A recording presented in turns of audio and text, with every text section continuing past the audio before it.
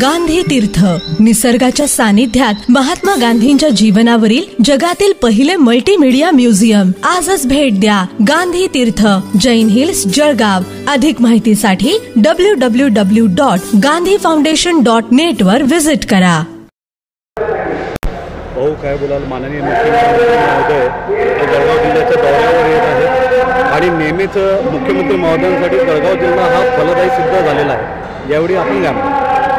ही माझी लाडकी बहीण आणि मुख्यमंत्र्यांची लाडकी बहीण हा जो कार्यक्रम पूर्ण राज्यामध्ये राबवला जातो आहे त्याची सुरुवात जळगावमध्ये उद्याच्या दिवशी या ठिकाणी होते आहे. आणि आपण म्हटल्याप्रमाणे निश्चितपणाने जळगाव जिल्हा हा त्यांच्याकरता फलदायी जिल्हा आहे. आणि या जिल्ह्यामध्ये आपण जर पाहिलं तर दोघंही सीट ह्या खासदारकीच्या महायुतीच्या निवडून आलेल्या आहे. आणि मला खात्री आहे की पुढच्या काळामध्ये सुद्धा येणारे जे निकाल आहेत ते फलदायीच येतील. उद्याच्या दिवशी दुपारी 2:30 वाजता माननीय मुख्यमंत्री महोदय या ठिकाणी आणि आपल्या लाडक्या बहिणींना ते या ठिकाणी भेटून त्यांच्याशी संवाद साधणार आहे. भाऊ आणि बहिणीचं सर्वोच्च प्रेमाचं स्नेहाचं सण म्हणजे रक्षाबंधन होय. या रक्षाबंधनानिमित्त माननीय मुख्यमंत्री आपल्या लाडक्या बहिणींसाठी काही ना काही विशेष घोषणा करणार आहेत. हे बघा, आपण जर योजनांचा विषय केला तर महिलांकरता ज्या योजना या सरकारने केल्या आहेत त्या मागच्या काळात कधी झालेल्या नाही. खास करून मुलींना मोफत शिक्षण असेल, महिलांना अर्ध्या एसटीमध्ये प्रवास असेल, मुली जन्माला आली तर तिला या ठिकाणी 1,00,000 रुपये ती 18 वर्षाच्या होईपर्यंतचा विषय असेल. त्याचबरोबर लाडकी बहीण ही जी योजना आहे त्याच्यामध्ये दर महिन्याला 1,500 रुपये असेल.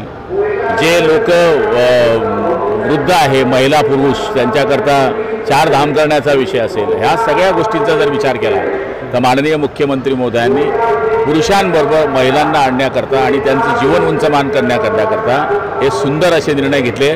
देशाच्या पातळीवर महिलांना मोफत शिक्षण देणारा, मुलींना मोफत शिक्षण देणारं हे पहिलं सरकार आहे. त्यामुळे मला तरी असं वाटतं की महिलांकरता जे करता येईल ते करण्याचं काम माननीय मुख्यमंत्री आणि उपमुख्यमंत्र्यांनी केलेलं आहे. हे बघा, प्रत्येक गोष्टीला प्रत्येक वेगळे अर्थ लावले जातात. या ठिकाणी कुठली योजना आणली तर मग ती निवडणुकीच्या तोंडावर आणली, कुठली योजना नाही आणली तर मग ती का नाही आणली. आमचं म्हणणं हे आमची सद्विवेक बुद्धी आहे, आमचं मन स्वच्छ आहे. याच्यापूर्वी ज्या योजना आणल्या त्या काय निवडणुका पाहून नाही आणल्या. बहिणीला अर्ध तिकीटमध्ये जेव्हा एस टीमध्ये दिली तेव्हा काय निवडणूक नव्हती. मुलींना मोफत शिक्षण केलं तेव्हा काय निवडणूक नव्हती. योगायोग असा आहे ही योजना येणे, पण ही योजना आल्यानंतर 3-4 महिन्यांनी निवडणुका लागणे याचा अर्थ असा होत नाही. महिलांच्या ज्या जीवनाची काळजी या सरकारने केलेली आहे, 1.5 लाख रुपये या ठिकाणी आपल्याला विलाज करता लागणारे पैसे जे होते त्याची 5 लाख या सरकारने केले आहे. या सगळ्या योजना जर मुख्यमंत्र्यांच्या पाहिल्या तर प्रत्येक घटकापर्यंत जाण्याचं काम त्यांनी केलेलं आहे. साधारण किती लोक येणार? आमचा अंदाज आहे की 40,000पर्यंत लोक यावेत.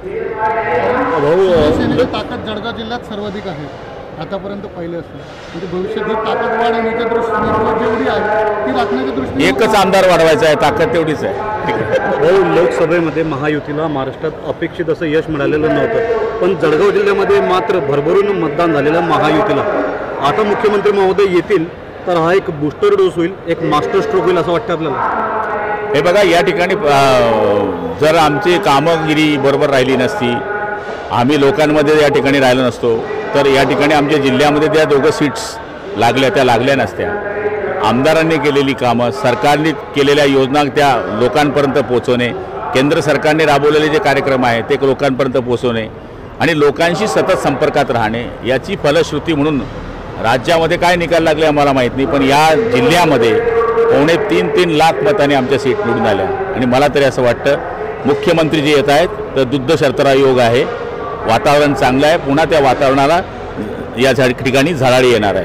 लोकसभेचं आय लव्ह यू हे विधानसभेमध्ये आय लव्ह यू 2 होणार आहे का? आय लव्ह यू 2 नाही, आय लव्ह यू 4 होईल.